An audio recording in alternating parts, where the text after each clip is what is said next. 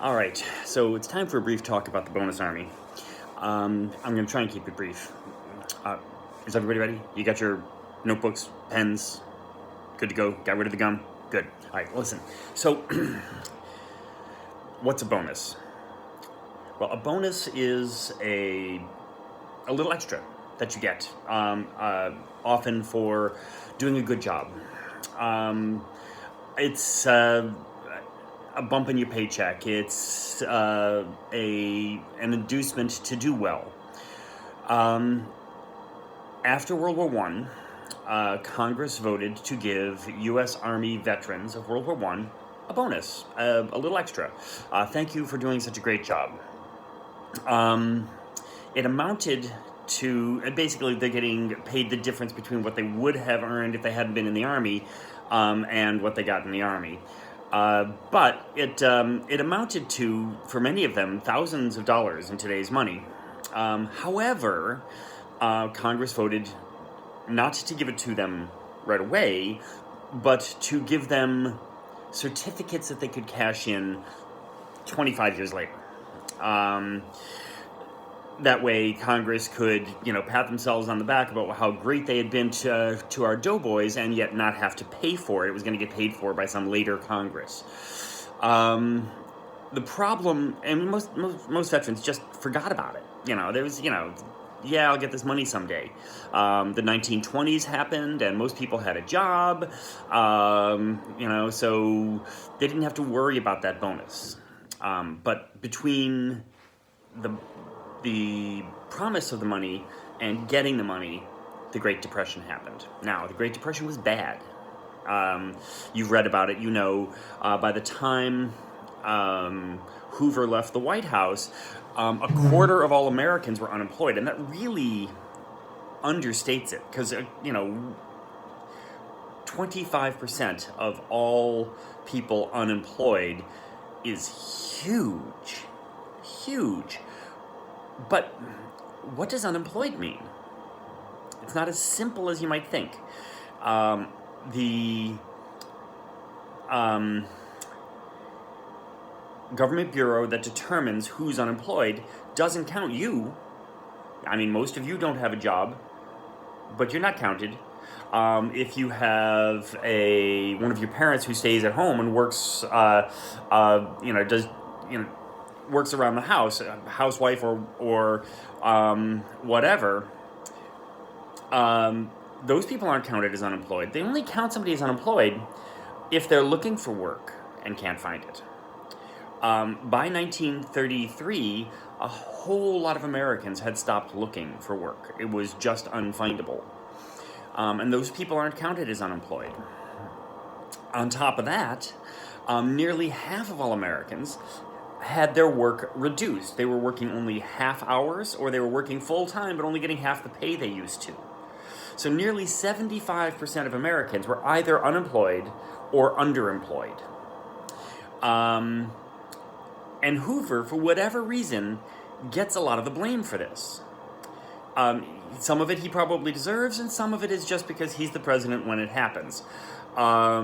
He is a conservative Republican, so he believes in laissez-faire economics. He doesn't think the government should get involved. He does more than he actually thinks the government should, passing a couple of pieces of legislation that will start hiring people to build roads and buildings and to rescue businesses that are in danger of going out of business, the Reconstruction Finance Act. Those things seem too little too late. The economy continues to spiral downward. Companies are laying off workers, and those workers can't pay their installment plans, and because they can't, the companies that they owe money to begin to go out of business and lay off workers, and those workers then can't pay their bills, and it spirals downward. It's an ugly thing. People begin to blame the problems on Hoover. Anything that is a sign of being poor is named after Hoover. If you have to sleep on a bench in the park and cover yourself with newspapers, the newspapers are called your Hoover blanket. People who lived in shanties and shacks called the collections of shacks Hoovervilles. And they would get together every evening. Those people who lived in Hooverville, they'd get together every evening, and they would throw whatever they had, can of corn, some tomatoes, whatever, into a great big pot and cook it up and share it amongst all the people in the Hooverville. And that was called your Hoover stew. People would walk around with their pockets inside out like this, and they would call those Hoover flags. It just showed that you had no money. So there was a lot of resentment aimed at Hoover. In the middle of all of this, some of the veterans began to remember, hey, don't we have money coming to us? That's right, we had a bonus, and that's money that belongs to us. And so they began to write their congressmen and their senators asking for at least a portion of the bonus, a loan based on what they're going to get on the bonus, whatever it is, just a little something to help them through. And the bonuses added up to billions of dollars, more than the government at that time could afford to pay. Of course, because the government's short on cash, too. With all of these unemployed people, they're not bringing in the income tax that they had expected to. Everything is slowing down. And so they're told no, they can't have their bonuses. Somebody gets the idea to march to Washington, D.C., and thousands of World War I veterans marched to Washington, D.C., and set up a Hooverville right on the Potomac River in downtown Washington, and demand their bonuses. Hold on, my dogs are going to bark now. And demand their bonuses. It's a big embarrassment. This is 1932. It's an election year. Hoover's running for re-election. And Hooverville is a huge embarrassment for him. So he asks for it to be cleared away. In the process of doing so, two police officers shoot two of the veterans, and it becomes a big scandal. So the police refuse to have anything more to do with it. He calls in the Army. General Douglas MacArthur is put in charge of clearing away the Bonus Army Hooverville in downtown Washington. A task he later said was one of the worst things he ever did as an officer.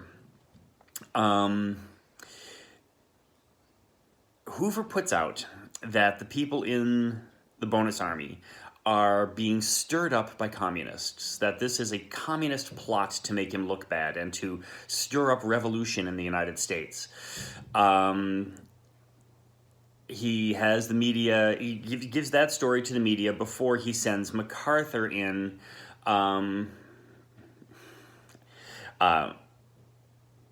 to clear them away. And the Army charges in using tear gas.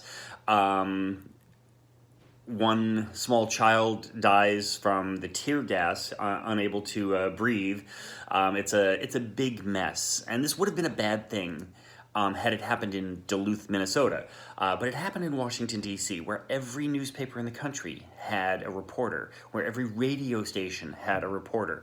The next morning, the entire country sees pictures of U.S. Army troops moving families out of this Hooverville, and any hope that Hoover had of getting elected in the 1932 election disappears along with that Hooverville. That's a quick talk about the Bonus Army and how it impacted the election of 1932, which brings us President Franklin Roosevelt as our president through most of the Great Depression. We'll talk more tomorrow.